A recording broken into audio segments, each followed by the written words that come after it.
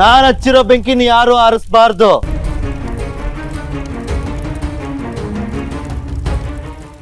ಚಿರು, ಕಾರಿಗೆ ಯಾಕೆ ಬೆಂಕಿ ಹಾಕ್ತೆ? ನಿಮಗ್ ಹೇಗ್ ನನ್ ಕಾರ್ ಮೇಲೆ ಒಂದ್ ಸ್ಕ್ರಾಚ್ ಇದ್ರು ಇಷ್ಟ ಆಗಲ್ವೋ ಹಾಗೆ ನನಗಿಷ್ಟ ಇಲ್ದಿರೋರು ಏನ್ ತಂದ್ಕೊಟ್ರು ನನಗಿಷ್ಟ ಆಗಲ್ಲ.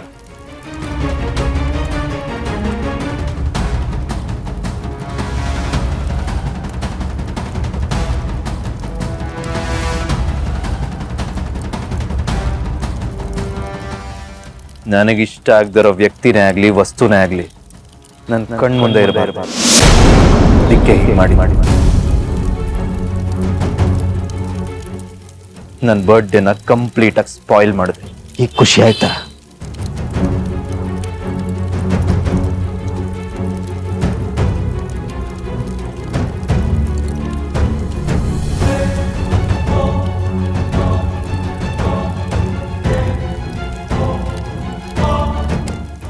ಈಗ ಸಮಾಧಾನ ಆಯ್ತಾ ನಿನ್ಗೆ?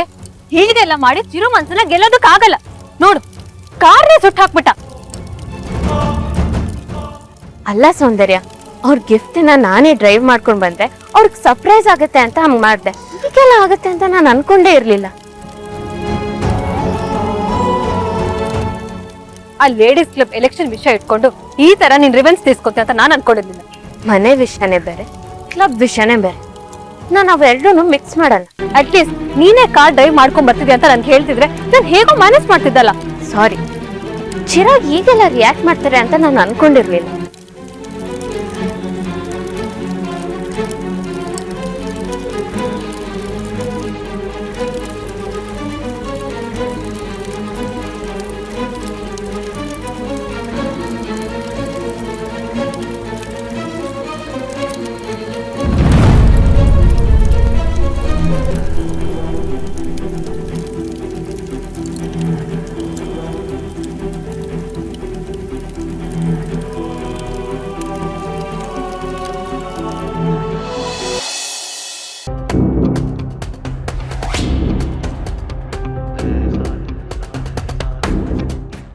ನೋಡ್ತಾರ ದೀಪ ಅವ್ರೆ, ದಿಶಾ ಅವ್ರು ಏನ್ ಮಾಡಿದ್ರಂತ? ಅವ್ರು ಏನ್ ಮಾಡಿದ್ರು ನಾನು ಒಪ್ಕೋತೀನಿ ಅನ್ಕೊಂಡ್ಬಿಟ್ಟಿದ್ದಾರೆ. ಭ್ರಮೇಲಿದ್ದಾರೆ ಅವರು. ಇವತ್ತು ಸರಿಯಾದ ಪಾಠ ಕಲ್ಸಿದ್ದೀನಿ. ಅವ್ರ ಕಾರಲ್ಲ, ಚಾಪರ್ ತಂದು ಕೊಟ್ರು ನಾನು ತಗೊಳಲ್ಲ. Excuse me husband, limit cross ಮಾಡ್ತಾ ಇದ್ದೀರಾ. ನನ್ನ ಹಕ್ಕರೆ ಅಧಿಕಾರ ಇರೋದು ದೀಪ ಅವ್ರಿಗೆ ಮಾತ್ರ. ಇದನ್ ಮುಂಚೆ ನಿಮ್ಗೆ ಹೇಳಿದ್ದೀನಿ ತಾನೆ? ನೀವು ನನ್ನನ್ನು ಹೆಂಡತಿಯಾಗಿ ಒಪ್ಕೊಂಡಿಲ್ಲ ಅಂದ್ರು ನಾನು ನಿಮ್ಮನ್ನ ಗಂಡ ಅಂತ ಒಪ್ಕೊಂಡಿದ್ದೀನಿ ಅಂತ ನಾನು ನಿಮ್ಗೆ ಹೇಳಿದ್ದೀನಲ್ವಾ. ನೀವ್ ಯಾಕೆ ನನಗೆ ಗಿಫ್ಟ್ ತರಕ್ ಹೋದ್ರಿ?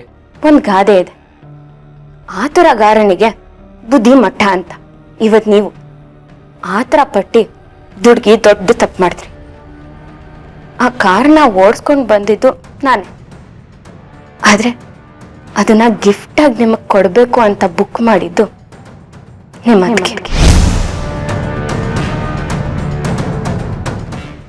ಏನ? ಹೌದು, ನಿಮ್ಗೆ ನನ್ ಮೇಲೆ ನಂಬಿಕೆ ಇಲ್ಲ ಅಂದ್ರೆ ನಿಮ್ಮ ಅದಕ್ಕೇನೆ ಹೋಗಿ ಕೇಳಿ. ಈ ವಿಷಯ ಆಗ್ಲೇ ಯಾಕೆ ಎಲ್ರ ಮುಂದೆ ಹೇಳಲಿಲ್ಲ? ನೀವೇ ಕಾರ್ ತಗೊಂಡ್ಬಂದಿದ್ದು ಅನ್ನೋ ತರ ಯಾಕೆ ಬಿಲ್ಡಪ್ ಕೊಟ್ರಿ ಎಲ್ರ ಮುಂದೆ?